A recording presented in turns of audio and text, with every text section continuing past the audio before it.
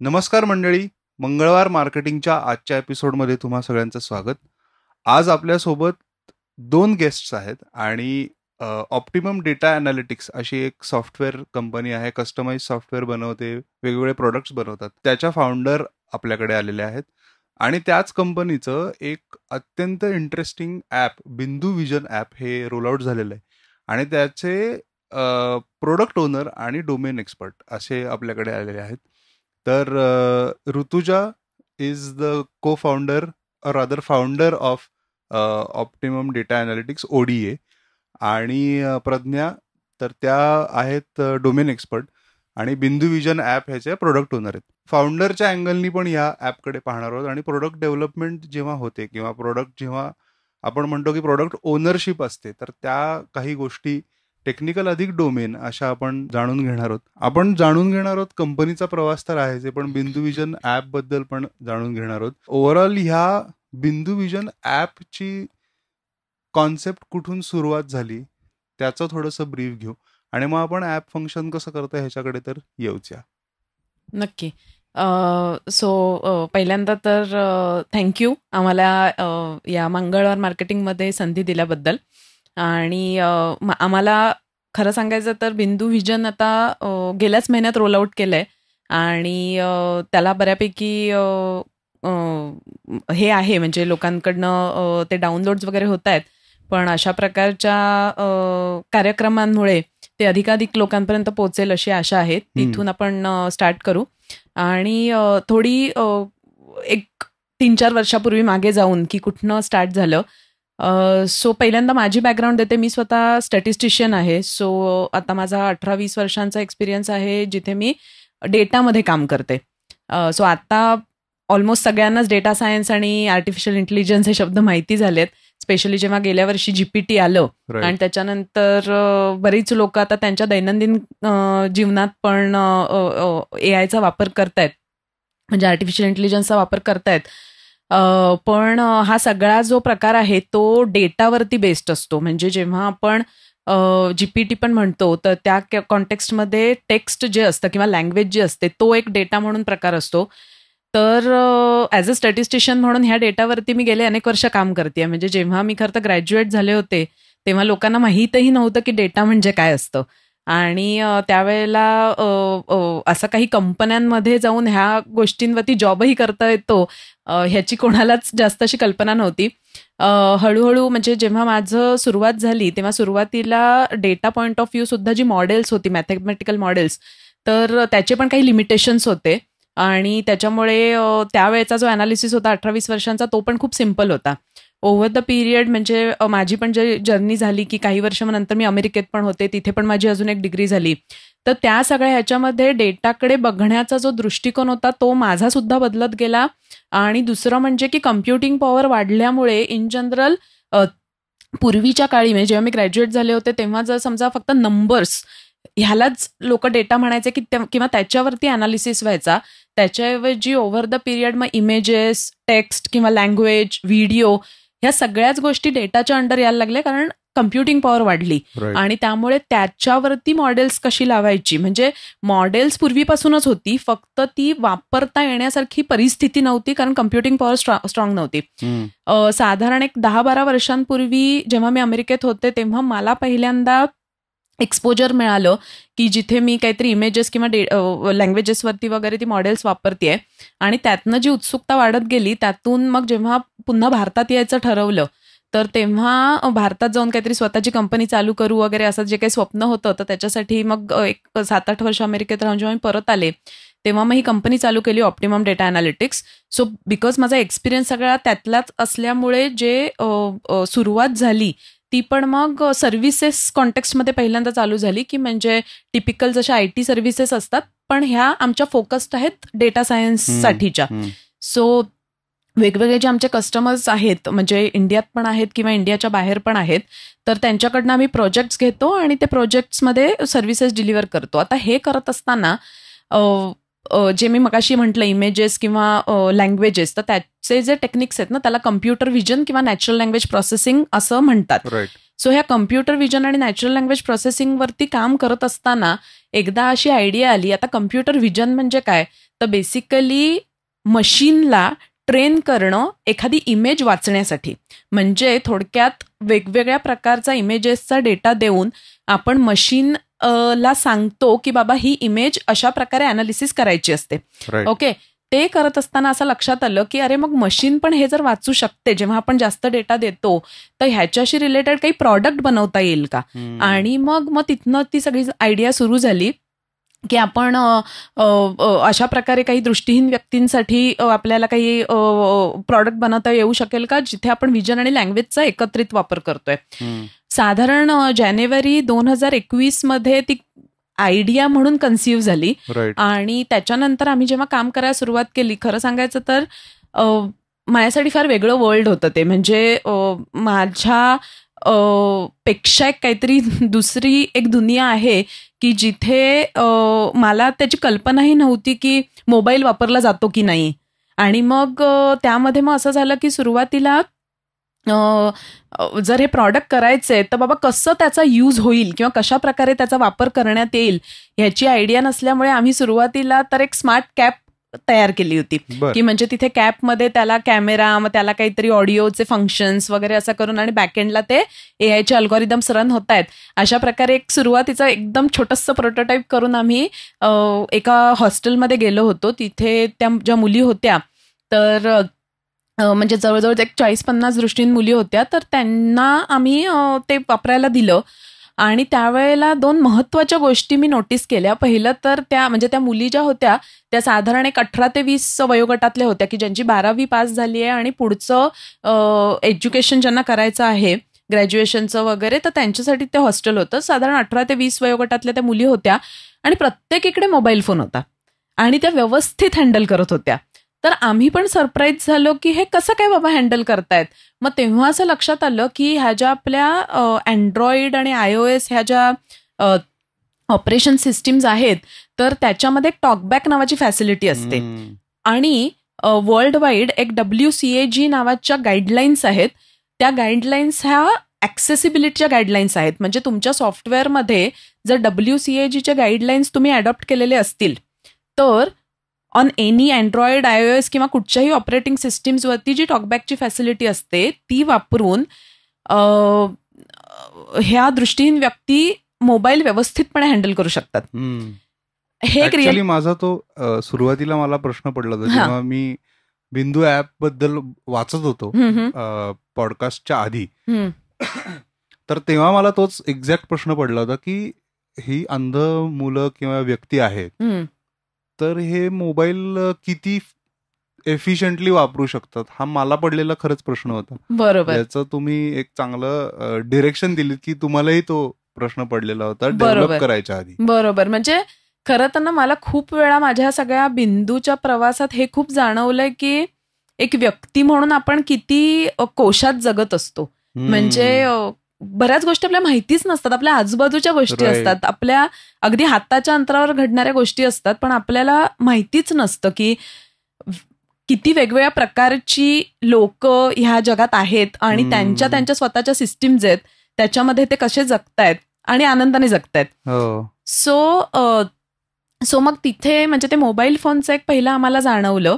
आणि frankly speaking म्हणजे तुम्ही पहिलेच व्यक्ती नाही आहात, आम्हाला बऱ्याच वेळा हा अनुभव येतो की जिथे लोक आम्हाला विचारतात की अरे तुम्ही ऍप्लिकेशन तयार केलंय पण कसं काय दिसतं त्यांना. आणि एक सांगायचं म्हणजे आता प्रज्ञा स्वतःच ऑप्टोमेट्रिस्ट आहे, पण हा प्रश्न आम्हाला अनेक प्रॅक्टिसिंग ऑप्थॅल्मॉलॉजिस्ट आणि ऑप्टोमेट्रिस्टनी पण विचारलेला आहे. सो कुठेतरी असं वाटतं की ज्यांच्याकडे आपण इन अ वे थोडं फॅसिलिटेटर्स म्हणून बघतोय त्यांनाही कल्पना नाहीये. मी तर फार लांबची गोष्ट आहे. बरोबर. आणि तिथेच पहिल्यांदा असं जाणवलं की अरे नाही म्हणजे खरंच खूप काही करता येण्यासारखं आहे इकडे. आणि दुसरी गोष्ट म्हणजे त्यांनी काय आम्हाला सांगितलं की तुम्हाला जर हार्डवेअरमध्येच काही काम करायचं असेल तर मग तुम्ही ग्लासेसवरती काम करू शकता कॅपपेक्षा. सो त्याच्यामुळे आमची जी पुढची जर्नी सुरू झाली ती 2 प्रकारे सुरू झाली की आम्ही ग्लासेसवरती पण काम स्टार्ट केलं आणि ऍप्लिकेशनवरती पण काम स्टार्ट केलं. आता हा जो ग्लासेसचा जर्नी होता ना तो पुन्हा अजून एका वेगळ्या प्रकारे इंटरेस्टिंग झाला की जिथे आपल्या इथे म्हणजे आपल्या रिजनमध्ये म्हणजे इंडियामध्ये बऱ्याच लोकांशी बोलल्यानंतर आम्हाला असं लक्षात आलं की ह्या टाईपचा ना म्हणजे स्मार्ट ग्लासेस ह्याच्यावरती इंडियामध्ये बऱ्याच ठिकाणी रिसर्च बेसिस खूप चाललंय की म्हणजे POC म्हणा किंवा एक काय म्हणता येईल त्याला प्रोटोटाईप म्हणा, अशा लेव्हलवरती बऱ्याच गोष्टी आहेत, पण प्रॉडक्ट म्हणून काहीच डेव्हलप नाही झालंय. आणि त्याच्यामुळे ना ह्या particular smart glasses related product manufacturing हा प्रकारच इंडियामध्ये बऱ्याच लोकांना माहितीच नाहीये. राईट. आणि आमचं स्वतःचं सॉफ्टवेअरचं असल्यामुळे आम्हाला एनिवे ते थर्ड पार्टी म्हणून कोणाकडे तरी राहावं लागणार होतं. त्यातनं इन जनरल जी काही कॉस्ट निर्माण झाली असती ती कमीत कमी 30-40 पर्यंत तरी जाईलच. ह्याचं एक हे आहे म्हणजे जो काय आम्ही सगळा अनालिसिस केला. आणि मग तिथून असं वाटलं की सध्याला जर आपण स्मार्ट ग्लासेसचा विचार केलाच नाही आणि फक्त जर ऍप्लिकेशनवरती कॉन्सन्ट्रेट केलं तर ॲज अ सॉफ्टवेअर कंपनी म्हणून पण आम्हाला ते म्हणजे आमच्यासाठी जास्त इझी आहे. आणि प्लस पुढे जाऊन जर आपल्याला त्याला कमर्शियल पण करायचं असेल तर ती कॉस्ट तेवढी जास्त नसणार आहे एंड युजर्ससाठी. राईट.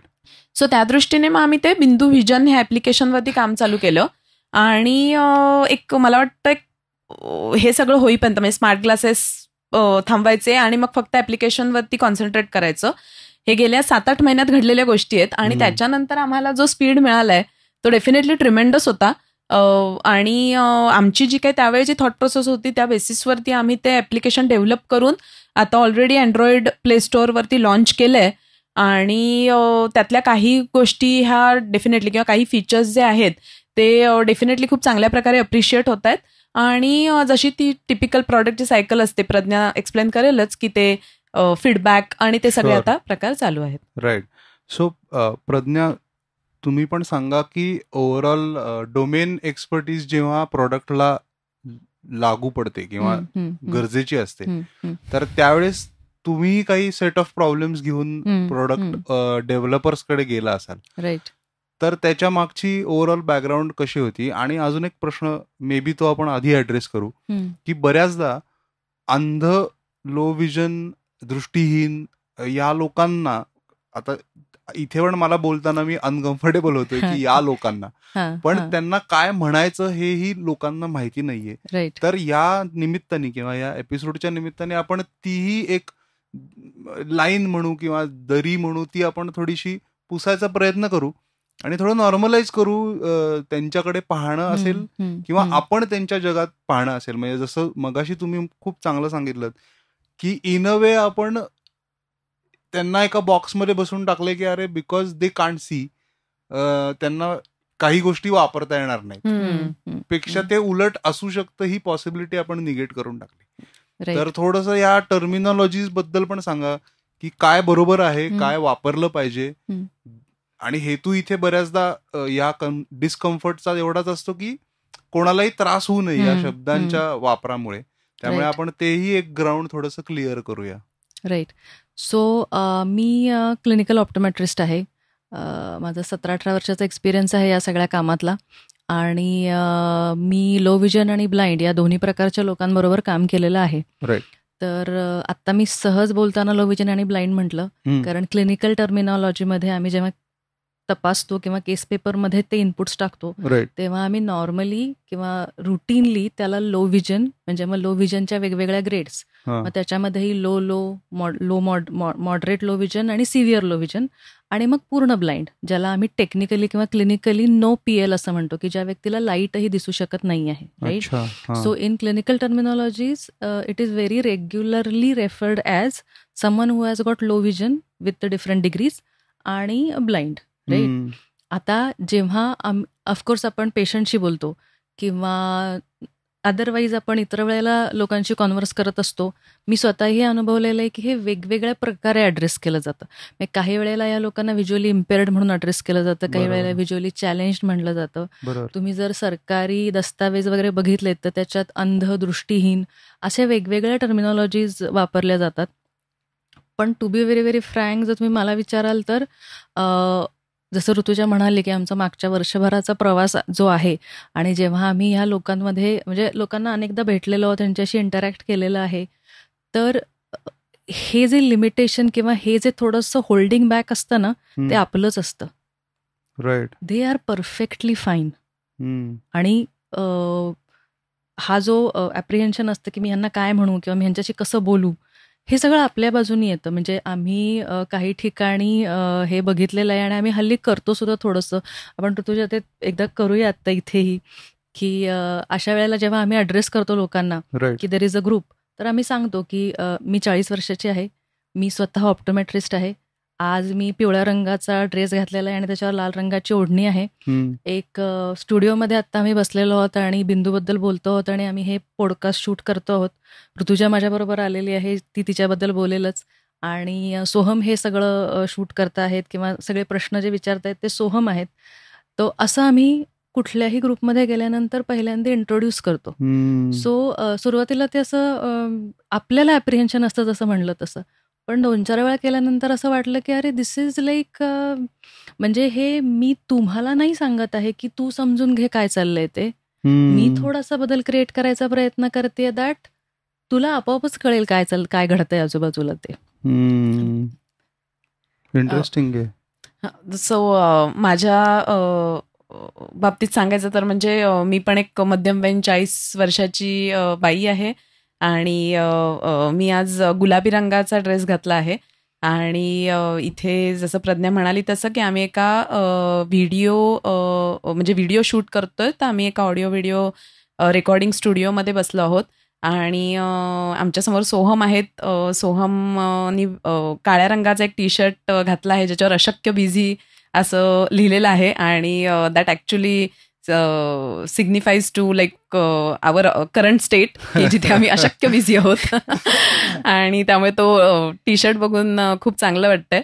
आणि मला म्हणजे इथे स्टुडिओ असल्यामुळे त्याच्यातली जी वेगवेगळी इन्स्ट्रुमेंट्स आहेत की म्हणजे लॅपटॉप्सचे काही स्क्रीन्स आहेत, स्टँड्स आहेत, कॅमेरा आहे, मायक्रोफोन आहे, तर असे बरेच वेगवेगळे गॅजेट्स इथे आहेत.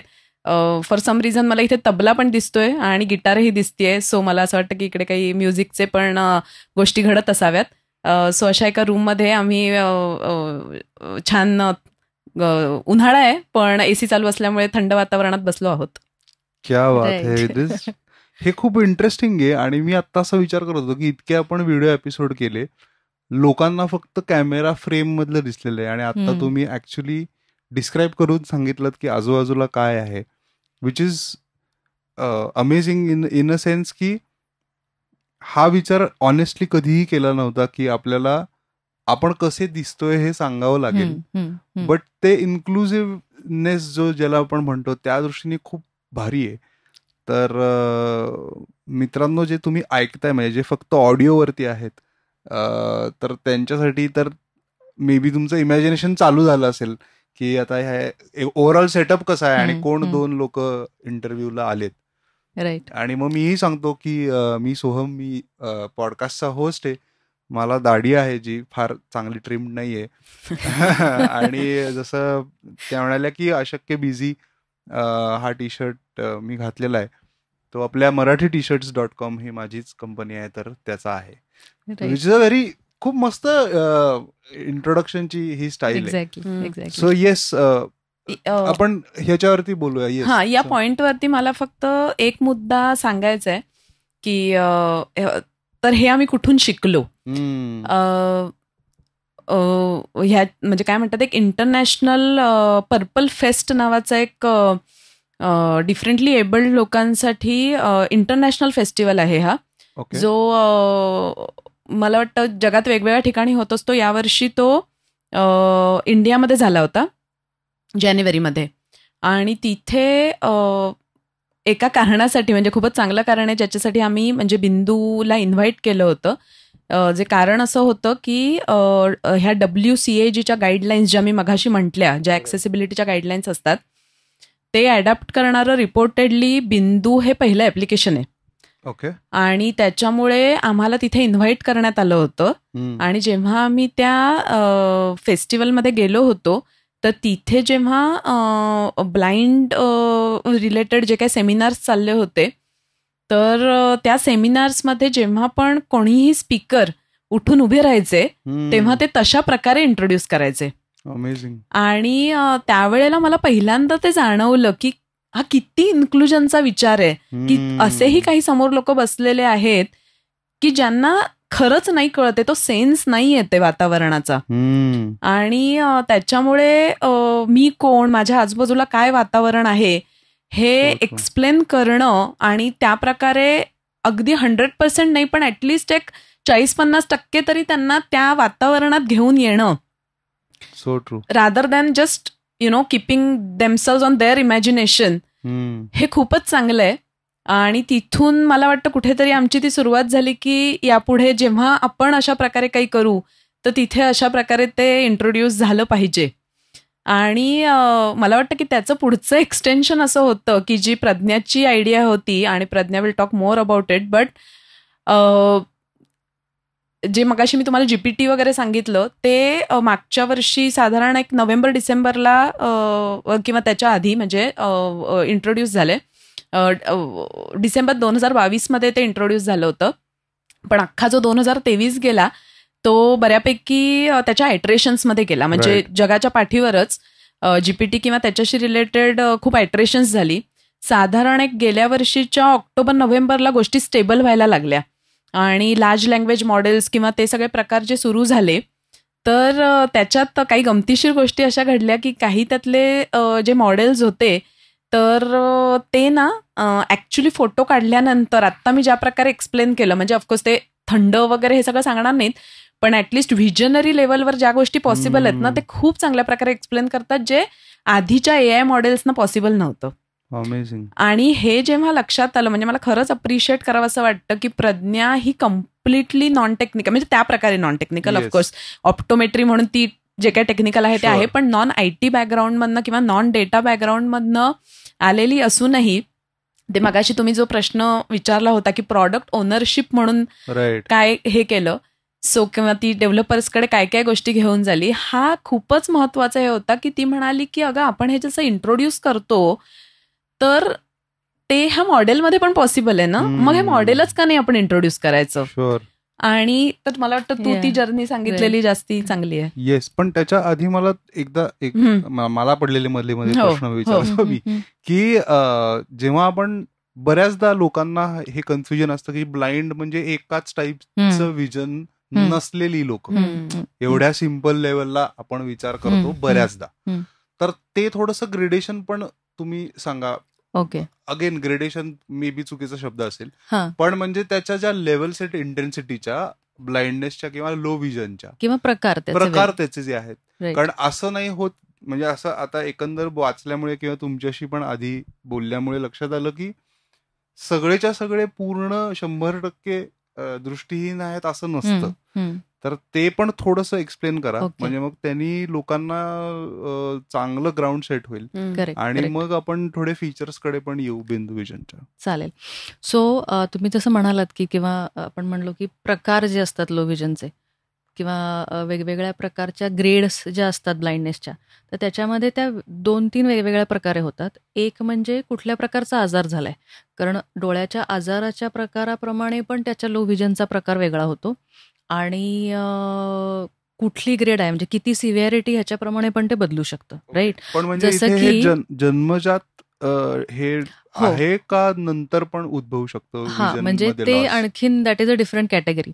सो मी खूप म्हणजे खूप क्लिनिकली जाऊन कन्फ्युज न करता खूप जास्तीत जास्त सिम्प्लिफाय ठेवायचा प्रयत्न करेन की ब्लाइंडनेस किंवा अंधत्व हे कुठल्या एजला येईल याची काही थंब रूल नाहीये. म्हणजे someone could be blind by birth. काही असे आजार आहेत ज्याच्यामध्ये तुम्ही वयाच्या 4-5व्या वर्षी अंध होऊ शकता. काही असे आजार आहेत ज्याच्यामध्ये तुम्ही वयाच्या 30व्या-35व्या वर्षी अंध होऊ शकता, जे बेसिकली वेगवेगळे रेटिनाचे डिजेनरेशन्स त्या प्रकारामध्ये येतात.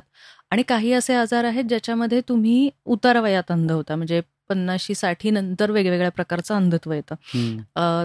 तो आता याच्यामध्ये काही जे आजार आहेत जे सर्व एजना अंधत्व देऊ शकतात, ते म्हणजे कॉमनली ऐकलेले असेल तुम्ही की काचबिंदू, म्हणजे ग्लॉकोमा आपण ज्याला म्हणतो. तो कोणी बाय बर्थ सुद्धा एखादं लहान मुलाला ग्लॉकोमा असू शकतो आणि तो पुढच्या 2-3 वर्षात अंध होऊ शकतो. आणि हा आजार उतारावयातही होऊ शकतो, डायबिटीस किंवा इतर आजारांच्या कॉम्प्लिकेशन्समुळे. राईट. काही मॅक्युलर डिजनरेशन्स किंवा रेटायनल डिजनरेशन्स जी आम्ही म्हणतो ती लहानपणापासून असू शकतात, अर्ली ऑनसेटची, आणि काही उतार वयात म्हणजे 50-60 नंतर होऊ शकतात. सो हे तर वेगवेगळे ग्रेडिंग आहेतच. पण जेव्हा आपण लो व्हिजन हे फंक्शनल व्हिजनच्या दृष्टीने बघतो, म्हणजे मला कुठला आजार झाला याच्याप्रमाणे नाही, पण मला आता किती फंक्शनल व्हिजन अवेलेबल आहे या दृष्टीने त्याच्याकडे बघायला लागतो. त्याच्यामध्ये मग तुम्ही जनरली आय क्लिनिक्समध्ये बघितलं असेल की ते ओळी वाचायला देतात. तुम्ही त्या व्हाईट बोर्डवरच्या काळ्या रंगातली अक्षरं वाचता आणि मग त्याच्यावर ते डॉक्टर ठरवतात की किती व्हिजन आहे. राईट. सो ह्याच्यामध्ये जर पहिल्या 2 किंवा 3 लाईनपेक्षाही जर तुम्ही कमी वाचत असाल तुमच्या चांगल्या डोळ्यांनी, म्हणजे एक डोळा कदाचित ऑलरेडी अंध आहे आजारामुळे कुठल्या तरी, आणि जो डोळा चांगला आहे त्याच्यातही इतकी कमी व्हिजन आहे, तर तिथून त्या पॉइंट पासून आम्ही त्यांना लो व्हिजन म्हणायला सुरुवात करतो की this is a patient of low vision. Right. आता इथे हे लक्षात घेतलं पाहिजे की ज्याची व्हिजन चष्म्यानी किंवा कॉन्टॅक्ट लेन्सनी पुन्हा 100% होतीये, म्हणजे त्याला शेवटच्या लाईनपर्यंत दिसतं आहे, त्याला आपण लो व्हिजन म्हणत नाही. आपण फक्त त्याच व्यक्तीला लो व्हिजन म्हणतो ज्याची कुठल्याही चष्म्यानी किंवा कॉन्टॅक्ट लेन्सनी किंवा इतर कुठल्याही डिव्हाइसनी व्हिजन पुन्हा पूर्ववत होऊ शकत नाही. राईट. सो तिथून ती लो व्हिजनची कॅटेगरी सुरू होते. मग त्याच्यामध्ये अगदी मग आता मला एकच अक्षर वाचता येतंय, आता मला फक्त आकृत्या दिसत आहेत माझ्या आजूबाजूच्या लोकांच्या, मी वाचतोय ते तर मला काहीच दिसत नाही आहे. हे असे वेगवेगळे ग्रेड्स असू शकतात लो व्हिजनचे. किंवा दुसरा एक प्रकार ज्याच्या मी काच बिंदू म्हटलं, ज्याच्यामध्ये तुमची सेंट्रल व्हिजन, सेंट्रल 5 डिग्रीची व्हिजन अगदी शेवटपर्यंत राहते, पण बाकी असं फील्ड सगळं पूर्ण गेलेलं असतं. So it's all black out in the periphery, आणि फक्त सेंट्रली मी जिथे बघतोय तेवढेच 5 डिग्री मला दिसतात. दिस इज ऑल्सो लो व्हिजन, कारण ही व्हिजन घेऊन मी फंक्शन नाही करू शकत. बरोबर. राईट. सो टेक्निकली मी 6 सेंट्रल व्हिजन असं जरी लिहू शकले केस पेपरमध्ये, तरीही I will still say this person needs help to do his day to day activities. So सामान्य माणसाला हे कळणं खरंच कठीण आहे. मी अनलेस अँड अंटिल तुमचं तसं एक्सपोजर आहे किंवा तुम्ही तसे काही पेशंट्स पाहिलेले आहेत तर हे समजणं कठीण आहे. पण जस्ट जनरल रूल म्हणून आपण हे म्हणू शकतो की ज्यांची फंक्शनल व्हिजन इतकी कमी आहे की ते त्यांच्या डे टू डे ऍक्टिव्हिटीज करू शकत नाहीत, ते सगळे लो व्हिजन म्हणू शकतो. आणि मग ऑफकोर्स ब्लाइंड म्हणजे नो पीएल, म्हणजे ज्याला no PL is no perception of light. माझ्या आजूबाजूला खोलीमध्ये लाईट आहे हे सुद्धा जर मी सांगू शकत नसेल तर मग मी कम्प्लीट ब्लाइंड आहे. राईट. सो आता सुद्धा आम्ही जेव्हा लोकांना भेटायला जातो तर तिथेही आपल्याला असे वेगवेगळ्या ग्रेडचे मिळतात. म्हणजे काही एखाद्या मुलाला एका डोळ्यात अंध असतो पण दुसऱ्या डोळ्यात थोडीफार व्हिजन असते ज्याने तो तुझ्या day to day activities manage करतो, पण त्याला वाचता येत नाही. अच्छा. मग त्याला तिथे मदतीची गरज लागते. राईट. सो मी माझ्या स्वतःच्या प्रॅक्टिसमध्ये हे अनेकदा एक्सपिरियन्स केलेलं होतं की ऑप्टिकली बऱ्याच गोष्टी आपण बऱ्याच काळपर्यंत मदत करत राहू शकतो, पण देर इज अ लिमिटेशन. एकदा व्हिजन त्यापेक्षा खराब झाली तर तुम्ही ऑप्टिकली म्हणजे चष्म्यानी किंवा कॉन्टॅक्ट लेन्सनी किंवा इव्हन जे लो व्हिजन डिव्हायसेस आहेत ज्याच्यामध्ये आम्ही वेगवेगळ्या प्रकारचे मॅग्निफायर्स आणि टेलिस्कोप्स देतो, त्याच्यातून सुद्धा त्याचं डे टू डे लाईफ सोपं होत नाही. Right. And in case of complete blind तर त्याचा काहीच उपयोग नसतो. बरोबर. आणि मी माझ्या स्वतःच्या प्रॅक्टिसमध्ये हा रोड ब्लॉक अनेकदा फेस केला की एका लिमिट नंतर मला माहित नाही आता मी तुमची काय मदत करू शकते. आणि that was my major reason to associate with this की ऑप्टिकली आणि मेडिकलच्या पुढे जाऊन जेव्हा आपण लोकांची काही मदत करू शकतोय हे जेव्हा मला जाणवलं तेव्हा मला ते भावलं की असं वाटलं की अरे हो या गोष्टीशी मी असोसिएट होऊ शकते. मग मी ते मोबाईल ऍप्लिकेशन जे आपल्याकडे त्यावेळेला टेस्टिंग व्हर्जनमध्ये अवेलेबल होतं ते एक्सप्लोअर करायला सुरुवात केली. APK फॉर्म होता तेव्हा, तर त्याच्यातलं इमेज डिस्क्रिप्शन होतं. म्हणजे तुम्ही एखाद्या गोष्टीचा जर फोटो काढला की जसं ते इथे फोटो काढला तर ते प्रोबेबली असं सांगेल की इथे एक माईक आहे किंवा there is a person sitting. बरोबर. कारण ती मॉडेल तशी प्रिमिटिव्ह होती. बरोबर. खूप चांगल्या प्रकारे ती मदत करू शकत नव्हती.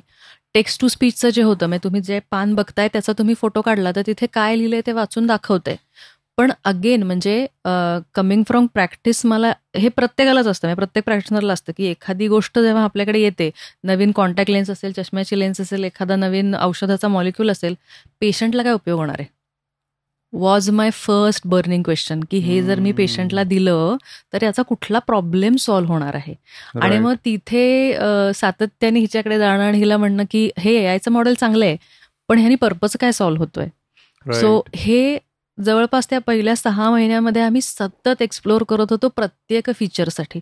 मग आपलं इमेज डिस्क्रिप्शन असू दे, आपलं टेक्स्ट टू स्पीच असू दे, किंवा पेशंटला काय उपयोग होईल, किंवा हे मी माझ्या युजरला दिल्यानंतर त्याचा कुठला प्रॉब्लेम सॉल्व्ह होणार आहे, याच थॉट प्रोसेसमधनं आम्ही त्याच्यात लो व्हिजनसाठी मॅग्निफायर घेऊन आलो. मग मॅग्निफायरमध्ये डिजिटल मॅग्निफायर आहे. सो त्याचा फायदा काय असतो, तर मी ज्या प्रकारचं टेक्स्ट बघतेय, कारण तुमचे जे ऑप्टिकल मॅग्निफायर असतात ना, ते फिक्स असतात. मग ते 2x देतील, 3x देतील, 4x, पण जे काय असेल ती लेन्स तुमची फिक्स आहे ना. डिजिटल मॅग्निफायरचा काय फायदा आहे, मी तिथल्या तिथे क्लिक करून मॅग्निफिकेशन कितीही वाढवू शकतो. So I am not dependent on that fixed magnification that I have in my optical magnifier. मला वाटतं तू ऑप्टिकल मॅग्निफायर विषयी पहिले थोडंसं सांग, कारण की बऱ्याच लोकांना तेच माहिती नसणार आहे. सो ऑप्टिकल मॅग्निफायर म्हणजे आपण बऱ्याचदा लहानपणी जे भिंग वापरलं असतं खेळायला, ते आपण पेपर वगैरे त्यांनी ते सनरेज फोकस करून जे आपण तो जो बर्निंगचा इफेक्ट क्रिएट करतो, ते सिम्पल मॅग्निफायर आहे. बरोबर. आणि मग आम्ही जेव्हा प्रॅक्टिसमध्ये मॅग्निफायर्स देतो, त्याच्यामध्ये मग वेगवेगळ्या प्रकारचं मॅग्निफिकेशन आपण देऊ शकतो. साधारण 4 डायप्टरची लेन्स. अजून ह्याच्यामध्ये अजून एक्सप्लेन करायचं ॲज अ लेमॅन म्हणून. सो कसं असतं, आपल्याला नॉर्मली चष्मा आणण्याचा जो एक्सपिरियन्स असतो ना, की आपण जातो आणि आपल्यासाठी टेस्ट करून चष्मा प्रिस्क्राईब केला जातो आणि मग आपण तो दुकानात जाऊन ऑप्टिशियनकडे जाऊन चष्मा विकत घेतो.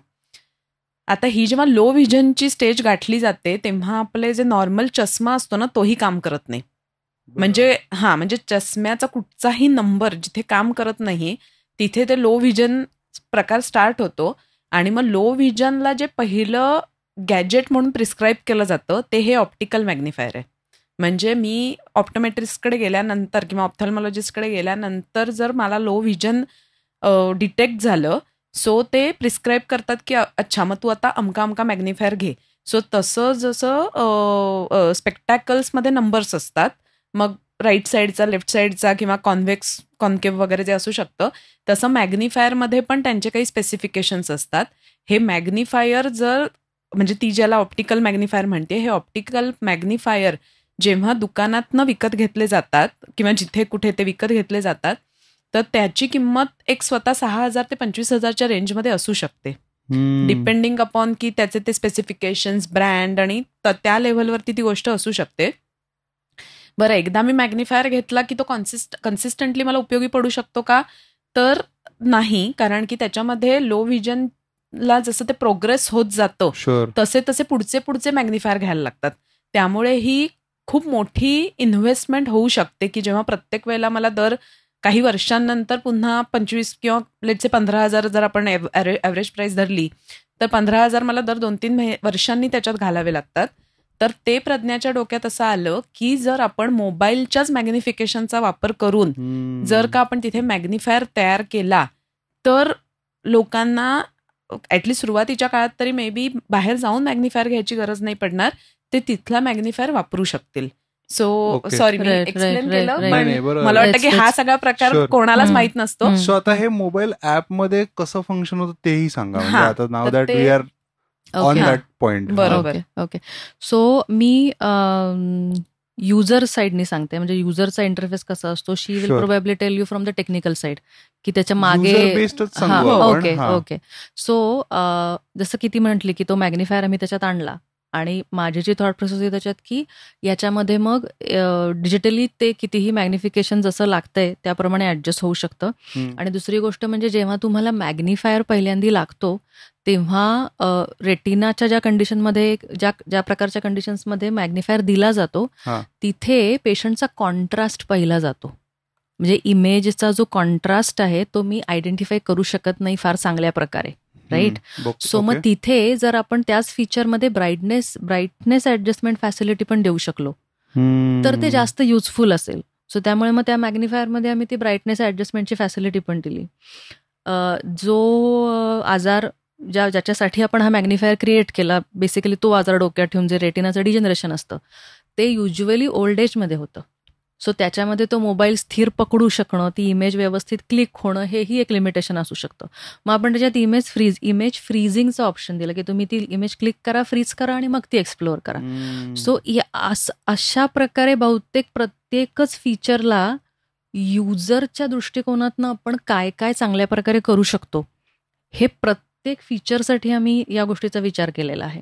याच्यात मला अजून एकच गोष्ट ऍड करावीशी वाटेल, कारण की अगेन हा मला खूप वेळा विचारला गेलेला प्रश्न आहे की जनरल मोबाईलमध्ये मी झूम करून पण ते करू शकते, तर तुम्ही मॅग्निफायर आणून काय केलंय. बरोबर. हा, तर त्याच्यावरती त्याचा आन्सर असा आहे की जे तिने दिलंय, पण मला वाटतं मी थोडं एक्सप्लेन म्हणजे माझी इच्छा आहे करायची, की ज्याच्यामध्ये आपण जेव्हा नॉर्मल झूम करतो तर त्याच्यापेक्षा हे असं वेगळं आहे की एकतर तो zooming effect is one part, but तिने जे ब्राईटनेस आणि कॉन्ट्रास्ट सांगितला तर तो that is something sort of technical. म्हणजे जेव्हा मी मला हे विचारणारी जी लोक आहेत ना की बाबा मी झूम करून पण बघतो, तुम्ही फक्त चष्म्याला अल्टरनेटिव्ह म्हणून ते करताय, बरोबर.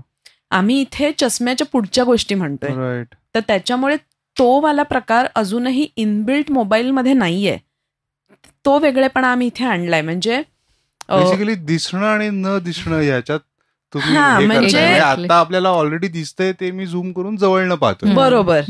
तुम्ही प्रॉब्लेम टॅकल करताय जिथे ऍक्च्युली दिसतच नाहीये किंवा आणि ते चष्म्याने दिसू शकणार नाहीये. ज्या कुठल्या पद्धतीने ते दिसतच नाहीये, बरोबर, त्याला तुम्ही विजिबल करायचा प्रयत्न करताय विथ द मॅग्निफायर. तिथे मला अजून एक पुढे प्रश्न असा पडला की हे म्हणजे एखादी गोष्ट जर मला वाचायची, उदाहरणार्थ न्यूजपेपर किंवा मॅगझिन, तर मला पानाचा फोटो काढून तो अॅनालाइज करून वाचावा लागेल. इनिशियल लो विजनच्या ह्याच्यात मी म्हणतोय का मला त्या ऍप थ्रू डायरेक्टली आपण जसं वाचतो तसं वाचता येईल. हा, सो दोन गोष्टी आहेत ह्याच्यामध्ये की मॅग्निफायर जे आता आम्ही म्हटलं ना, त्या फीचरचा जर वापर केला तर म्हणजे सपोज माझ्या पुढे समोर पुस्तक आहे आणि मी तो तिथे मॅग्निफायर लावला आणि त्याचा तो बरोबर ब्राईटनेस, कॉन्ट्रास्ट आणि ती म्हणजे ते सगळं व्यवस्थित ते पॅरामीटर्स जर ऍडजस्ट केलेत तर आणि मला म्हणजे तेवढी विजन आहे असं धरून चालू, तर मी ते वाचू शकते ते पुस्तक. म्हणजे जसं मला टेक्स्ट बुक वाचता येऊ शकते किंवा म्हणजे कुठचंही बुक हार्ड व्हर्जनमध्ये वाचता येईल, तशा लेवलवरती तो मॅग्निफायरचा इम्पॅक्ट घेऊन मी ते वाचू शकते. जसं तिने सांगितलं तसं की अगेन झूमिंग आणि ह्याच्यामध्ये अजून एक ॲडिशनल गोष्ट अशी आहे की या पॉइंटला जर मला वाटलं की मी जेव्हा झूम करते ना तर मला मोबाईल तिथेच ठेवावा लागतो, राईट. ॲज अगेन्स्ट हा जो आमचा मॅग्निफायर आहे त्याच्यामध्ये मी त्याचा तिथे फोटो काढू शकते. सो मला ते पुस्तक खाली तिथे ठेवलेलंच आणि त्याच्यावरती माझा फोन अशी गरज नाहीये. मी तो जनरल असा कुठच्याही दुसऱ्या पोझिशनमध्ये करून पण मला ते वाचता येईल. ठीक आहे. ह्याचा दुसरा पार्ट असा आहे की ज्यांना मग आता अजिबातच दिसत नाहीये त्यांच्यासाठी आमचे काही रिडिंगच्या फंक्शनॅलिटीज पण आहेत.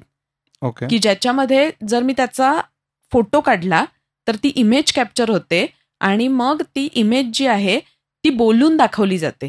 सो त्याच्यात जो इनबिल्ट एक व्हॉइस असिस्टंट आहे तर त्या voice assistant will help you to read that image. Okay. आणि ह्याच्यात फक्त आता गंमत अशी आहे की आत्ता सध्याला जे मॉडेल आहे आम्ही टाकलंय तर ते थोडं बेसिक लेवलवरती आहे की जिथे तुम्हाला ते टॉप टू राईट म्हणजे आपण टॉप टू बॉटम आणि लेफ्ट टू राईट म्हणजे जसं पुस्तकं नॉर्मली वाचली जातात तर तशा प्रकारे ते वाचलं जातं. पण आता आमचं याही गोष्टींवरती काम चालू आहे की जसं तुम्ही मॅगझिन म्हटलात किंवा न्यूजपेपर्स म्हटलात की जिथे 4 column exactly column wise reading असतं किंवा तिथे आपण काय करतो पहिल्यांदा तर हेडिंग्स वाचतो सगळे आणि मग मला जी इंटरेस्टिंग वाटतं त्याच्यात जाऊन मी आतमधल्या गोष्टी वाचते. हा जो ह्याला कॉन्टेक्स्च्युअल रिडिंग असं म्हणतात. सो हा जो कॉन्टेक्स्च्युअल रिडिंग वाला पार्ट आहे ना त्याच्यावरती आता आम्ही सध्याला काम करतोय. अगेन बिकॉज हे जे जसं म्हटलं तसं की गेल्या वर्षभरात जी काही लार्ज लँग्वेज मॉडेल्स प्रगत झालेली आहेत तर त्याचा वापर करून आम्ही इमेजचा प्रॉब्लेम तर सॉल्व्ह केला की म्हणजे जसं ती म्हणाली तसं की आधीची जी मॉडेल्स होती एआयचीच मॉडेल्स होती ती सुद्धा, पण ती एआयची मॉडेल्स समजा एकाच लाईनमध्ये गोष्ट सांगायचे. ॲज अगेन्स्ट आत्ता जे आहेत ते असं पूर्ण डिस्क्राईब करतात. तसंच हा टेक्स्ट रिडिंगवाला पार्ट आहे. आत्ताचं जे आहे त्याची फक्त एवढीच फंक्शनॅलिटी आहे. पुढे जाऊन ते त्या पूर्ण कॉन्टेक्स्च्युअल रिडिंग वरती होऊ शकतं. तर ते आता आम्ही त्याच्यावरती काम करतोय. आता ह्या ऍपचा फीडबॅक कसा आलाय म्हणजे लोकांचा ज्यांनी हे वापरलंय, राईट. अजून एक त्याचा सब असं मी विचारतो की जे लोक ऐकतायत आता ज्यांना अर्थार्थी लो विजन या ब्रॅकेटमध्ये प्रॉब्लेम नाहीये अशा लोकांनी सुद्धा हे ऍप एक्सप्लोर करून पाहायला पाहिजे का, आणि त्याच्यात त्यांनी काय बघितलं पाहिजे सो दॅट त्यांनी ते रेकमेंड करतील लोकांना. बरोबर. राईट. सो तुम्ही पहिला प्रश्न विचारलात की ह्याचा रिस्पॉन्स कसा आहे, तर आपण मागच्या वर्षी जूनमध्ये ते बीटा टेस्टिंग व्हर्जनमध्ये लॉन्च केलं प्ले स्टोअरला, आणि आपण ते इंडिया, US आणि ऑस्ट्रेलिया या 3 कंट्रीजमध्ये लॉन्च केलं प्ले स्टोअरवरती, गुगल प्ले स्टोअरवरती. सो सांगायची म्हणजे खरं सांगावं असं वाटतं असं की फारसा काही मार्केटिंग एफर्ट न घेता, म्हणजे आम्ही आमच्या सोशल मीडियाच्या वरती पेजेसवरती वगैरे टाकत होतो की असं ॲप आहे आणि प्लीज एक्सप्लोअर करा, पण again through the organic research, म्हणजे लोकांनी ऑर्गॅनिकली प्ले स्टोअरवरती शोधून सुद्धा आम्हाला आतापर्यंत जवळपास 3,000 डाउनलोड्स मिळालेले आहेत. त्याच्यामध्ये साधारण 300-350 आपले डेली ऍक्टिव्ह युजर्स असतात. सो ते ऍप अगदी डेली बेसिसवरती सुद्धा रोजच्या रोज वापरलं जातं आहे. सो हे खूप एनकरेजिंग आहे, यु नो, की बाबा खरंच या युजर कम्युनिटीला ह्या ऍपचा उपयोग होतो आहे. राईट. आणि तुम्ही जे म्हणालात की नॉर्मल लोक म्हणजे ज्याची व्हिजन चांगली आहे, ज्याला लो व्हिजनचा प्रश्नच नाही आहे, अशा व्यक्तींनी हे ॲप एक्सप्लोअर करावं का, तर निश्चित एक्सप्लोअर करावं. कारण मला वाटतं इथे मला मुद्दा सांगायला आवडेल की आम्ही एक व्हिजन घेऊन जे काम केलं होतं ह्या बिंदूवरती, की ज्याच्यामध्ये आम्हाला ते पुढे जाऊन एक वन स्टॉप सोल्युशन ज्याला आपण म्हणतो ना, तशा लेव्हलवरती आणायचं आहे की ज्या आत्ताच्या जे काही चॅलेंजेस आहेत, म्हणजे जे फिजिकल कन्स्ट्रेंट्स आहेत ना, ते राहणारच आहेत. मग कदाचित मी मोबिलिटीवरती फार काम नाही करू शकणार, की म्हणजे आत्ता ॲज ऑफ नाव. बट जर मी माझ्या घरी बसली आहे, तर घरी बसल्यानंतर मला एंटरटेनमेंट पॉईंट ऑफ व्ह्यू, मला लेट्स से मला काही शॉपिंग करायची आहे तर शॉपिंग पॉईंट ऑफ व्ह्यू, समजा मला हेल्थ रिलेटेड काही गोष्टी करायच्या आहेत तर हेल्थ पॉईंट ऑफ व्ह्यू, एक ॲक्सेसिबल मटेरियल माझ्याकडे अवेलेबल असावं, ह्या दृष्टीने आम्ही बऱ्याच गोष्टी त्याच्यामध्ये क्रिएट केल्यात. म्हणजे आतापर्यंत मला वाटतं आम्ही जास्त ते इमेज डिस्क्रिप्शन आणि मॅग्निफायर या गोष्टींविषयी बोललो, पण जर का तुम्ही ते एक्सप्लोअर केलं तर त्याच्यामध्ये तुम्हाला हे लक्षात येईल की एक 3-4 गोष्टी आहेत की, आणि ऑफकोर्स हे प्रॉडक्ट आहे त्यामुळे आता ते बेसिक लेवलवरती आहे, ते पुढे वाढणार आहे, पण ह्या ज्या गोष्टी आहेत ना, की एक मला जो स्वतःला म्हणजे दृष्टीहीन असताना मला जो स्वतःला एक फिजिकल कन्स्ट्रेंट येतोय की मला घरातनं बाहेर पडून गोष्टी करणं हे चॅलेंजिंग आहे, विथ दॅट अझम्पशन किंवा ते कन्सिडर करून, आणि ऑफकोर्स म्हणजे there are certain exceptions, I am not talking about them, आणि जे ह्याच्यामध्ये पण असतात, म्हणजे कुठेही आपल्याला मिळतात काही एक्सेप्शन्स असतातच की जे त्यांच्या मोटिवेशनने किंवा त्यांच्या भोवतीच्या सराउंडिंग सपोर्टिंग सिस्टीमने किंवा काही वेगवेगळ्या कारणांमुळे त्यांनी स्वतःला तशा प्रकारे लिमिटेशन नाही येऊन दिलेत, की म्हणजे लोक दृष्टीहीन असूनही सायकल चालवतात, ट्रेकिंग करतात, कुकिंग करतात, सगळं काही करतात, पण ते फार हाताच्या बोटावर मोजण्या इतक्या व्यक्ती आहेत. आपण एक 5% धरून चालू, 95% व्यक्ती ह्यांच्या बाबतीत ते मोटिवेटेड नसल्यामुळे किंवा त्यांच्या भोवती सपोर्टिंग सिस्टीम नसल्यामुळे त्यांचं लाईफ हे खूपच कॉम्प्रोमाइज झालेलं आहे. घरातनं बाहेर निघणं हे कधी कधी चॅलेंज होतं. त्या केसमध्ये एक व्यक्ती म्हणून त्यांना किमान करमणूक घर बसल्या मिळावी एवढी जर अपेक्षा असेल तर ती चुकीची आहे का? तर नाहीये. तुम्ही जर सोशल मीडियाचा, आता मी ॲज अ पर्सन म्हणून जेव्हा माझा दिवसभराच्या रुटीन नंतर घरी जाते तेव्हा मे बी मी युट्यूबवरती स्क्रोल करते, इन्स्टावरती स्क्रोल करते. सॅड टू से, बट ही जी मोठी ॲप्लिकेशन्स किंवा ज्याला काय म्हणता येईल, म्हणजे ही जी सगळी सोशल मीडिया आहे ते ॲक्सेसिबल नाही आहेत. म्हणजे ते स्क्रोल करून त्यांच्या कानावर काहीच पडत नाही, कारण की ते कानावरती पडण्यासाठी कुठेतरी क्लिक करावं लागतं, काहीतरी करावं लागतं, ह्याची इन्स्ट्रक्शन्स नाही मिळत आणि त्याच्यामुळे ते लोक ते वापरू नाही शकत. सो हा इथे फक्त मी आपण एक एक्सरसाइज करू म्हणजे लोकांना पण कळेल. समजा मी इंस्टाग्राम उघडलं आणि मी लो विजनचा व्यक्ती आहे, तर त्या केसमध्ये जर इन केस ऑडिओ जर ऑन असेल रीलचा किंवा पोस्टचा तर मला काहीतरी ऐकू येईल. बरोबर. बट अदरवाईज मला कोणाच्या प्रोफाईलमध्ये जायचंय मला स्टोरीज पाहिजे, मला एक्सप्लोर फीचर वापरायचंय, मला डीएम मध्ये जायचंय, या गोष्टींसाठी इंस्टाग्राम वरती काय किंवा फेसबुक, युट्यूब वरती हे ऍक्सेसिबिलिटी फीचर नाही. Is what your saying. Exactly. Yes. त्याच्यामुळे ते लोक आपण जसा करमणुकीसाठी म्हणून सोशल मीडियाचा वापर करतो तसा नाही करू शकत. आणि मग तिथे आम्हाला कुठेतरी ग्रांटेड पकडलंय ना आपण की एक्झॅक्टली कशाने म्हणतोय, कारण की बऱ्याचदा काय होतं की तुम्ही मग ऑडिओ बुक्स काय नाही ऐकत, त्यांना आहे की ऑडिओ बुक्स, बरोबर, असं एक बोललं जातं. करेक्ट. पण मग तो सोर्स ऑफ एंटरटेनमेंट फक्त तो ऑडिओ बुकच का असावा, हाही प्रश्न. हा एक प्रश्न आहे. दुसरं म्हणजे की मी स्वतः कितीशी ऑडिओ बुक्स ऐकते, म्हणजे मला व्यक्ती म्हणून ती वाचायला जास्ती आवडतात ना, मला ऐकायला तेवढीच आवडतात असं नाही. म्हणजे जरी एखादा माणूस आता त्याच्या कन्स्ट्रेंट्समुळे जर ऑडिओ बुक ऐकत असेल, मला कुठेतरी वाटतं तेही कॉम्प्रोमाइज्ड असू शकतं. बट एनिवे, पण ऑडिओ बुक्स हा डेफिनेटली एक मार्ग आहेच आहे की जो आम्ही आमच्या फीचरमध्ये ऑलरेडी दिलाय. म्हणजे जर तुम्ही आमच्या बिंदू विजन ऍप्लिकेशनमध्ये गेलात तर काही मराठी पुस्तकं आणि त्याच्यातही मग ते जॉनर वाईज की म्हणजे काही रिलिजियस पुस्तकं आहेत, काही इव्हन पु ल देशपांडेंची पुस्तकं आहेत. सध्याला फक्त मराठी पुस्तकं आहेत, कारण की आम्ही एका झंकार स्टुडिओ नावाच्या म्हणजे त्यांच्या ह्याच्याबरोबर टायअप केलंय आणि मग त्यांच्या थ्रू आम्हाला जी पुस्तकं मिळतात ती आम्ही आमच्या इथे टाकतोय. तर त्यामुळे तशी काही एक सुरुवातीच्या ह्याच्यात 30-35 पुस्तकं आहेत. ऑफकोर्स ती आम्हाला वाढवायची आहेत. Coming back to your original question, तर बाकी लोकांनी एक्सप्लोअर करावं का, तर ह्या गोष्टीसाठी करावं की आमच्या इथे पण ऑडिओ बुक्स आहेत. सो सध्याला तुम्हाला स्टोरी टेल आणि ऑडिबल किंवा बाकीचे जे काही प्लॅटफॉर्म्स आहेत तिथे जर तुम्हाला काही सबस्क्रिप्शन भरून गोष्टी मिळत असतील तर आमच्या इथनं तुम्हाला त्या फ्री मिळू शकतील. आणि ऑफकोर्स आम्ही जसं म्हटलं तसं की आता टायटल्स कमी आहेत पण ती वाढवली जातील. आणि तशीच मग अजून पण जी काही फीचर्स आहेत, म्हणजे जसं की मॅग्निफायर. आता मॅग्निफायरचं जे फीचर आहे ते जनरल ओल्ड एज लोकांसाठी सुद्धा उपयोगी पडू शकतं. तर त्याच्यामुळे म्हणजे तिथे तेही वापरलं जाता येऊ शकेल. किंवा जो मी आता हेल्थवाला म्हटला, तर आता आम्ही सध्याला ना ह्याने काय म्हणतात ते म्हणजे मेडिटेशनचे काही व्हिडिओज वगैरे त्याच्यामध्ये ऍड केलेत. तर हे again for general population as well, right, की म्हणजे जनरली पण तुम्ही मेडिटेशनचे व्हिडिओज जर तुम्हाला पाहिजे असतील तर तुम्हाला इथनं ऐकता येतील. तर तसं आम्ही आता स्टार्ट केलंय. आणि असे काही, आणि जसं की आता तो शॉपिंगवाला जो मी प्रकार म्हटलं तसं की आम्ही पण आमच्या इथे काही ई कॉमर्सच्या गोष्टी ऍड करणार आहोत. तर हे जे प्रकार आहेत ना ते मला वाटतं जनरल व्यक्ती स्वतःसाठी पण करू शकतील किंवा तुमच्या आजूबाजूला जर अंध व्यक्ती असतील, दृष्टीहीन व्यक्ती असतील तर त्यांना पण तुम्ही डेफिनेटली सजेस्ट करू शकता. सो अशा लेवलवरती तर करताच येईल.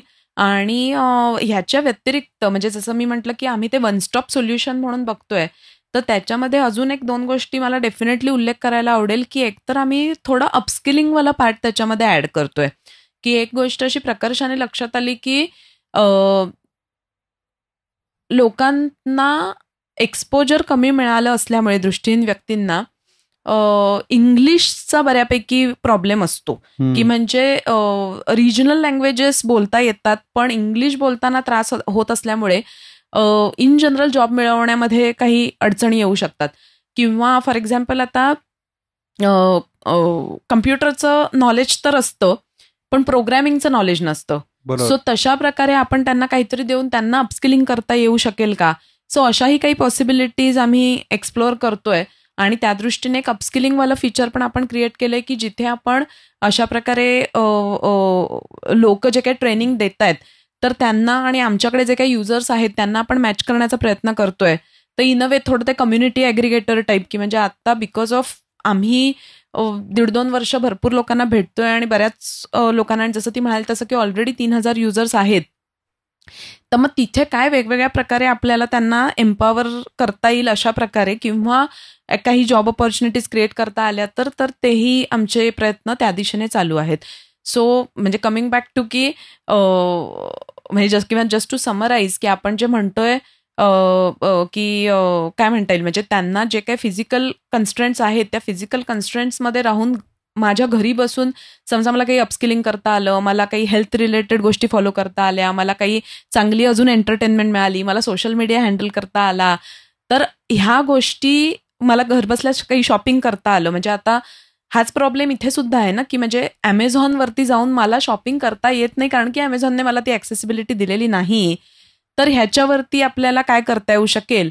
आणि आत्ताच तुम्ही म्हणालात की तुमचं ते टी शर्ट्सचं जे आहे, तर म्हणजे तिथेही आपल्याला काही करता येऊ शकेल की तुमचे टी शर्ट्स जे आहेत, तर तिथे आपल्याला ऍक्च्युली तोच विचार करत होतो की एक ई कॉमर्स बिझनेस जेव्हा रन करतो, म्हणजे आम्ही 2 वर्ष मराठी टी शर्ट्स करतोय, एकदाही हा डोक्यात प्रश्न आला नव्हता की दृष्टीहीन लोक किंवा लो विजनची जी लोक आहेत हे माझ्या साईटवरनं टी शर्ट घेऊ शकत नाहीत, हा विचारच आला नव्हता, ऑनेस्टली सांगतो. आता तो कसा फीचर ते आणायचं हे मला माहिती नाही. म्हणजे तो किती आपल्यामध्ये असलेला तो किती इग्नोरन्स आहे असं मला एक जाणवलं. आणि इनफॅक्ट मला तो आता आपल्याला प्रश्न मॉडिफाय नाही करता येणार. मी जो विचारला की आपण पण हे ऍप वापरू शकतो का, तर इनफॅक्ट तुम्ही उलट करताय की you are making a market place किंवा एक जागा अशी तुम्ही करताय जिथे ते ऍक्सेसिबल ऍप्लिकेशन तुम्ही करताय, right, which in fact is beneficial for normal people also. Other way round नाहीये ते. बरोबर, विच इज आणि इनफॅक्ट मी आता सांगू शकतो की Marathi T shirts just let me know की कसे आपल्याला तिथे लिस्ट करता येतील. I will be happy to put all my inventory. नक्की. एक आत्ता वाचताना म्हणजे मला असं पटकन की तुमच्या त्या टी शर्टवर जे अशक्य बिझी असं लिहिलंय, आता समजा मला ते वाचताच आलं नसतं, तर मगाशी मी जे काय बोलले की बाबा हे मला कसं रेझोनेट होतंय, आम्हाला कसं रिलेट होतंय, हा कॉन्टेक्स्ट जातो ना, तर त्याच्यामुळे म्हणजे एक आयडिया अशी पण असू शकते की जर आपण ह्याचं काही ब्रेल करू शकलो आणि ते कुठेतरी त्या टी शर्ट वरती टॅग वरती देता आलं.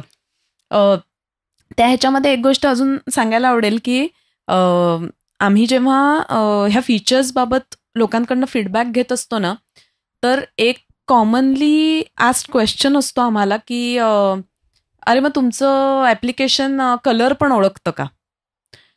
मला कुठेतरी असं वाटतं की ठीक आहे, आता जी लेटर एजमध्ये झालेली ब्लाइंड असतील त्यांना कलरचं परसेप्शन किंवा ते असेलही, पण जर मला पिवळा म्हणजे काय आणि लाल म्हणजे काय हे जर माहितीच नाहीये पहिल्यापासून, तर माझ्यासाठी काय फरक पडतो ना की मला कुठचा कलर हवाय. म्हणजे कुठेतरी मला असं वाटतं की जेव्हा आम्ही लोकांशी बोलतो की ज्यांना तशा प्रकारे आजूबाजूचं वातावरण दिसतंय म्हणून ते सांगतायत की अरे तुम्ही अशा प्रकारे काहीतरी त्याच्यामध्ये टाका, तर त्याच्याऐवजी जो आपण टॅग देतो त्या टॅग वरती भरपूर इन्फॉर्मेशन असते. ती टॅग आपण ब्रेलमध्ये करू शकलो तर ते सगळंच कळेल ना, म्हणजे ज्याला जे पाहिजे ते सगळंच कळेल की म्हणजे बाबा मग त्याची साईजही कळेल, मग त्याचं टेक्स्चरही कळेल, त्याचं काय म्हणता येईल कलरही कळेल.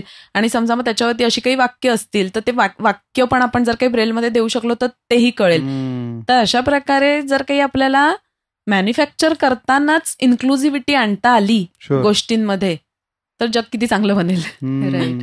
किंवा तुमचे जे नॉर्मल टी शर्ट आहेत, जसं की आता हा नॉर्मल टी शर्ट आहे, याच्यावर फक्त अशक्य बिझी लिहिलंय, सो मी जर ते वाचू शकले नाही तर मी ते मिस केलेलं आहे. किंवा मी तुमचे इतरही काही टी शर्ट्स बघितले ज्याच्यामध्ये एकावरती ते टाइम लाईन गणली आहे असं लिहिलं होतं, आणि हा बऱ्याचदा सकाळी ऑफिस सुरू झाल्यापासून संध्याकाळी 6-7 वाजेपर्यंतचा अनुभव असतो. 2दा-3दा हे वाटतं की आपली टाइम लाईन गणली आहे, राईट.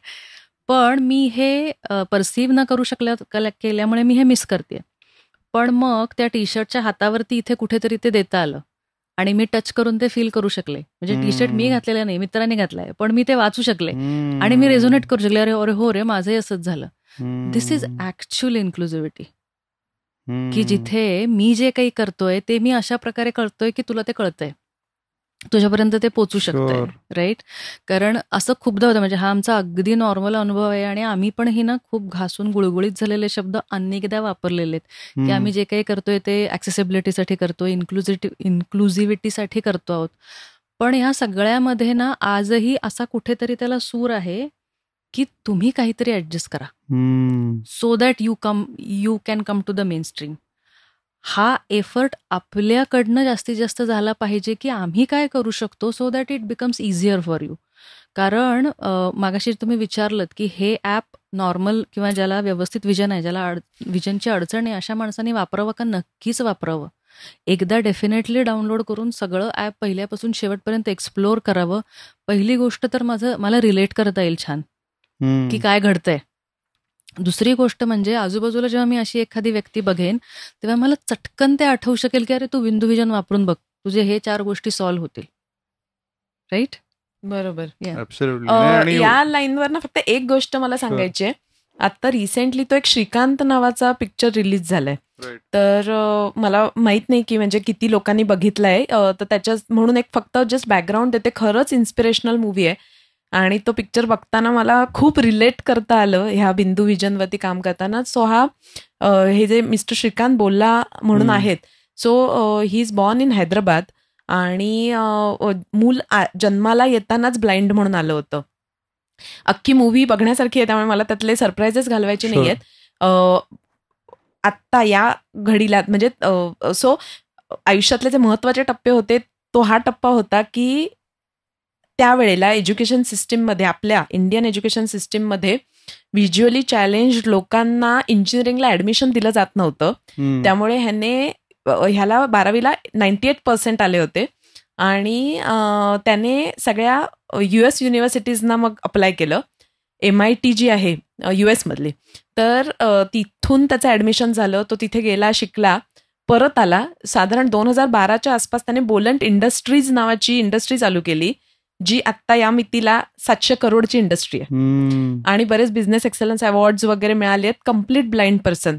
त्या मूव्हीमध्ये एक सीन असा आहे की ज्याच्यामध्ये त्याची कोर्टात केस चालू असते, जिथे त्याला प्रूव्ह करायला लागतं की अरे मी गेलो ना, तुला काही वेगळी सिस्टीम तशी करावी लागणार नाहीये, मी करेन ते सगळं मॅनेज, मला ऍडमिशन दे.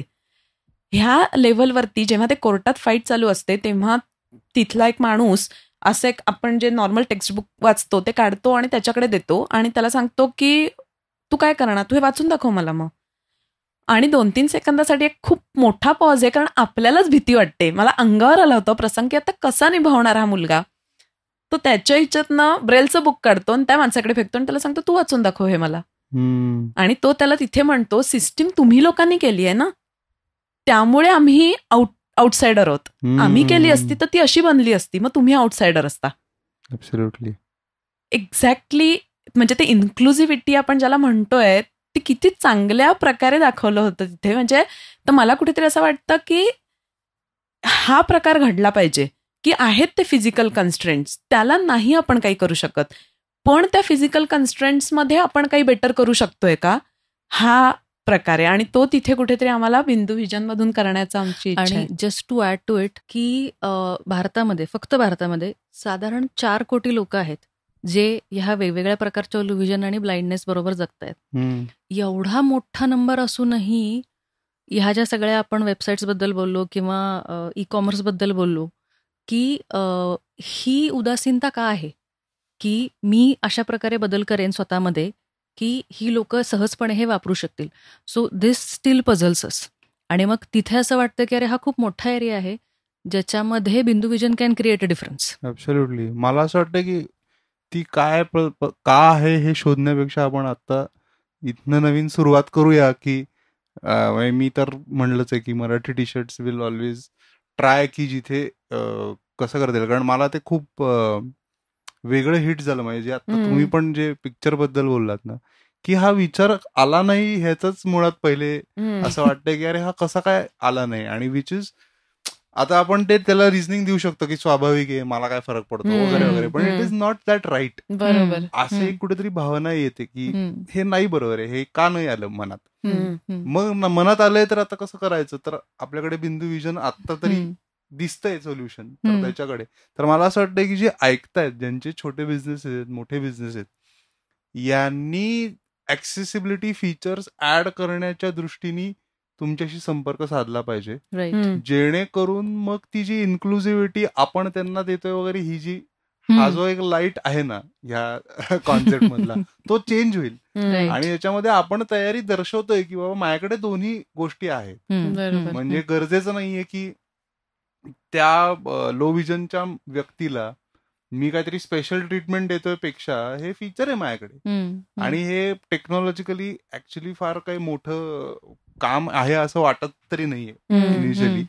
आणि तुमच्यासारखी चांगली टीम असेल तर I think most of the e commerces आणि जे चांगल्या कंपनीज आहेत ज्यांचे फाउंडर्स, ज्यांना थोडस आत्मीयता वाटू शकते अशा विषयात, तर हे पुढे येतील. आपण प्रयत्न करू की हे लोक तुम्हाला अप्रोच करतील की आता हे फीचर मला पाहिजे, काय करू, किंवा माझं प्रोडक्ट मला सेल करायचं, तर कॅन वी हॅव बिंदू as a market place, which is I think a very good shift in thought. तो आपण घडूया रादर या पॉडकास्टच्या निमित्ताने. आणि आय थिंक इथे ह्याच्यावरती आपण एंड करू, कारण खूप पॉझिटिव्ह नोट आहे. पण तुम्हाला काही सांगायचं असेल तर डेफिनेटली सांगा अबाउट द ऍप, कुठे डाउनलोड करायचं, कसं, तो भाग झाला. आणि मला क्विकली तुमच्या टीम बद्दल पण. हो, मी ऍक्च्युली त्याच्याचकडे येणार होते. सो जेव्हा आम्ही दोघी इथे बोलतोय तेव्हा मला वाटतं की आमच्या मागे खूप माणसं उभी आहेत आणि आम्ही त्या सगळ्यांना रिप्रेझेंट करतोय असंच म्हणता येईल. म्हणजे मला वाटतं की बरीच लोक आहेत, सगळ्यांची नावं नाही घेता येणार, पण 1-2-3 डेफिनेटली सांगायला आवडेल. एक स्वागत थोरात जे आहेत, तर स्वागत Thorat is called as Braille man of India. त्यांनी अंधांच्या क्षेत्रामध्ये अनेक वर्ष काम केलंय, इन्क्लुडिंग त्यांच्या नावावर Guinness book of world record वगैरे आहेत, की जिथे त्यांनी 20-25 अंध व्यक्तींना घेऊन 3 पैशांचा तमाशा आणि तशी फुलफ्लेज नाटकं केलेली आहेत. आणि खालून म्हणजे ऑडियन्स म्हणून बघताना तुम्हाला कुठेही जाणवत नाहीत की हे अंध व्यक्ती असतील. मी त्यांचे 1-2 शो स्वतः बघितलेत आणि त्याच्यामुळे तर ते असे जे स्वागत थोरात आहेत, he is one of our advisors. आणि मला वाटतं की त्यांच्या थ्रू आम्हाला बऱ्याच वेगवेगळ्या गोष्टी समजल्या, किंवा अजून काय म्हणता येईल, म्हणजे ते वर्ल्ड अजून जास्त चांगल्या प्रकारे समजून घेता आलं. त्यामुळे त्यांचा उल्लेख मी डेफिनेटली करेन. दुसरं म्हणजे एक गरजे मराठी नावाचा ग्रुप आहे. हा जो आहे तो सिलिकॉन व्हॅली बेस्ड ऑन्ट्रप्रेन्युअर्सचा ग्रुप आहे, की ज्यांना महाराष्ट्रातल्या मराठी ऑन्ट्रप्रेन्युअर्सना प्रमोट करणं हा त्यांचा मेन उद्देश आहे. आनंद गानू म्हणून एक आहेत, तर त्यांनी हा ग्रुप चालू केला होता. आणि आता तो बराच म्हणजे काय म्हणतात ते, म्हणजे वर्ल्ड वाईड पण हाही होतो, की म्हणजे आता रिसेंटली त्यांनी सिंगापूरमध्ये, ईस्ट एशियामध्ये पण काही MOUs वगैरे साईन केले. आणि तर त्यांचा ऑन्ट्रप्रेन्युअरशिप डेव्हलपमेंट प्रोग्राम असतो, तर तिथे आमचं सिलेक्शन झालं होतं. तर तो प्रोग्राम म्हणजे 4 महिन्याचा प्रोग्राम असतो, जेव्हा एव्हरी संडे त्याचे सेशन्स वगैरे असतात. सो त्या प्रोग्राममध्ये मला वाटतं की ना आमचंच ह्या ऍप्लिकेशन कडे बघण्याचा दृष्टिकोन फारच बदलला. म्हणजे मला असं वाटायचं की त्याच्या पूर्वीपर्यंत ना आम्ही फार सिम्पथेटिक लेवलवरती हे सगळं बघत होतो. तिथून ते मला वाटतं हा जो इन्क्लुझिव्हिटीवाला पार्ट आहे ना, की नाही, एक वेगळी दुनिया आहे आणि त्या दुनियेचे स्वतःचे लिमिटेशन्स आहेत किंवा त्याच्या चौकटी आहेत, तिथे आपण स्वतःला कसं फिट करू, रादर दॅन की काहीतरी सिम्पथेटिक वेने की अच्छा मी असं कोणतरी महान आणि मी काहीतरी प्रोव्हाइड करतोय. हे त्या गरजे मराठीमध्ये लोकांशी बोलून आणि त्या सगळ्या ह्याच्यामध्ये ना खूप बदललं. त्यात म्हणजे 2-3 नावं जी मला घ्यायला आवडतील, म्हणजे मिस्टर माधव दापके म्हणून एक आहेत, आणि विराज राऊत, ललित शिंदे आणि आपले मिस्टर विजय तळेले. तर त्या चौघांनी आम्हाला खूप ॲडव्हाइस केला. आणि म्हणजे ड्युरिंग द प्रोग्राम आणि इव्हन आफ्टर द प्रोग्राम सुद्धा Madhav Dapke steel with us, आणि ते आम्हाला रेग्युलरली भेटतात आणि आम्हाला खूप गाईड करतात. तर त्या ह्याच्यात ना गोष्टी खूप पुढे चालल्यात. म्हणजे असं तर ही 2 नावं तर आहेतच, पण एक जनरल म्हणजे because I am a startup founder म्हणून एक गोष्ट सांगायला आवडेल की इन जनरल ना आता स्टार्टअप इकोसिस्टीम जी आहे ना ती खूपच चांगल्या प्रकारे रुजतीये इंडियामध्ये. म्हणजे मी जेव्हा अमेरिकेत होते ना 10-12 वर्षांपूर्वी, तर तेव्हा मी तिथली बघितली होती. म्हणजे तो साधारण 2000 ते 2010चा काळ होता ना, तर तेव्हा तिथे खूप स्टार्टअप्स आणि त्याला जी दिली गेलेली इकोसिस्टीम आहे ती मला वाटतं आपल्याकडे साधारण 2015च्या नंतर वगैरे जी आता सुरू झाली आहे, तर त्याच्यात ना बरेच असे वेगवेगळे प्रोग्राम्स असतात. म्हणजे आतापर्यंत आम्हाला IIM बँगलोरमध्ये तिथूनही आम्हाला ते मिळाले. आणि हे सगळं ना, जर if you are doing right work आणि इफ यू गेट सिलेक्टेड, हे बरेचसे प्रोग्राम्स फ्रीमध्ये असतात. They don't charge you for it. आणि नामांकित संस्था, नामांकित लोक तुमच्याशी बोलत असतात. आणि तिथनं जे तुम्हाला तसं तुमच्या रेग्युलर लेव्हलवरती पॉसिबल नाहीये ना, त्या वेगळ्या प्रकारचा पर्स्पेक्टिव्ह, वेगळ्या प्रकारचा दृष्टिकोन तुम्हाला मिळतो. आणि त्याने जी तुमची डेव्हलपमेंट होते ना ती खूपच चांगली आहे. तर तसं मग एक वाधवानी फाउंडेशन म्हणून आहे, त्यांचा कोर्स आम्हाला मिळाला होता. म्हणजे प्रज्ञाने स्पेसिफिकली तो वाधवानीवाला केला होता. त्यानंतर आम्ही स्टेट गव्हर्नमेंट ऑफ महाराष्ट्राचा एक प्रोग्राम आहे, कॉर्नेल महा 60, म्हणजे ह्याच्यामध्ये कॉर्नेल युनिव्हर्सिटी आणि स्टेट गव्हर्नमेंट ऑफ महाराष्ट्र ह्यांच्या कोलॅबरेशनमध्ये तो स्टार्ट झाला होता. तर त्यांचा जो पहिला कोहोर्ट होता, I was part of it. So असं बरेच वेगवेगळे प्रोग्राम्स करून पण एकटी आम्हाला हे खूप चांगली मिळाली, की म्हणजे बिंदूच्या कॉन्टेक्स्टमध्ये असू दे किंवा त्या ओडीएच्या जो बाकीचा पण आमचा जो सर्व्हिसेसचा पार्ट आहे, तर त्या दोन्ही ठिकाणी मला वाटतं की ॲज अ फाउंडर म्हणून जी माझी ग्रोथ झाली आहे ती ह्या सगळ्या मला वाटतं प्रोग्राम्सनी आणि ह्यानी डेफिनेटली चांगली झाली. आणि मला वाटतं आमची जी बिंदूची डेव्हलपर्सची टीम आहे किंवा ज्याच्यात शुभम जानते आला, प्रज्ञा मिश्रा आली किंवा विश्वजित बोराडे आला किंवा मग आमच्या आयपीच्या साईडने आम्हाला डॉक्टर प्रेरणा डोंगरे सपोर्ट करते.